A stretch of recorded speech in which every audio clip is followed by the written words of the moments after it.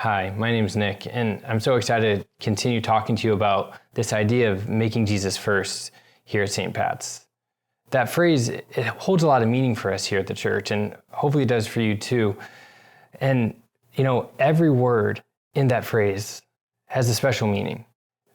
Obviously, Jesus is the center of everything, and him being first makes a ton of sense in light of the faith and what we're called to.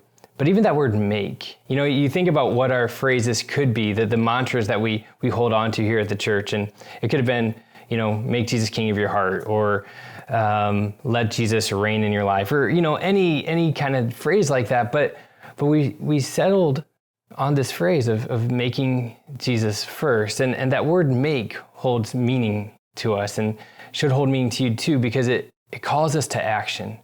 And it calls us to make an effort in our lives to hold Jesus in our hearts and in our lives. I'm from a small town in Ohio with, German parents, and, growing up with sports, I heard all the time, if you want to make something of yourself, you got to put the work in, you got to put the effort in, and I just kind of grew up like white knuckling it. And there's a correlation there as well to the faith, kind of, because here's the thing is that when it comes to our faith, if we want ourselves to be different, then we need to start to act different. Nothing in life comes easy is another phrase that I heard growing up. And that's also a little bit true when it comes to the faith, that I can't just sit back here in St. Charles and hope that my life is going to just turn out perfect. I have to make sure that I'm putting myself in the right situations at the right time.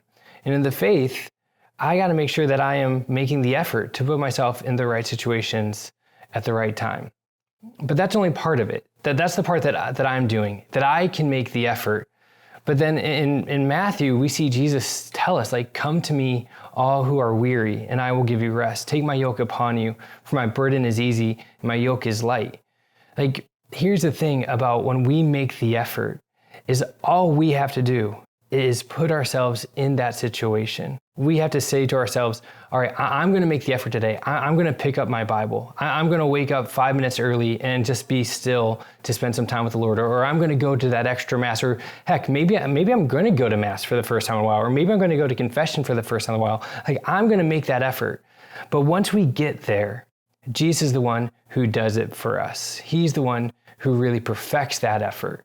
So often, I think for me, one of my struggles with the faith is thinking that my efforts have to be perfect.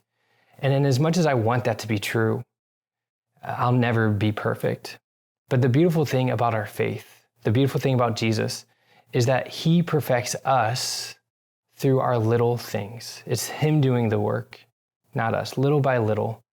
And every little effort we make, Jesus moves in our heart. And I think about this with my kids. I have little kids, so they're in preschool through third grade, and it seems like every day they're coming home with a new little art project or little coloring thing or whatever. And they're always so proud to show me their beautiful creation.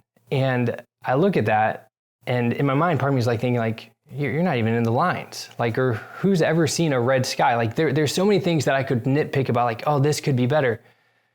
But as a father, I look at the efforts of my kids, and I'm just amazed. And I celebrate them. And I just hold them and hug them and tell them how proud I am of everything they're doing. And that's the same way that the Father looks at us. That when we make an effort to make Jesus first, he looks at our effort, no matter how big or how small, how perfect or even imperfect it can be, and he's proud of us. He delights in our effort because he delights in us. That he calls us to be his children, his beloved, and all we have to do is say yes. So let that yes be our first step in making him first. And from that yes, little steps, little by little, and anything we can do, whether it's reading scripture, going to Mass, just waking up 5 minutes early to be with him. Let's make Jesus first together here at St. Pat's.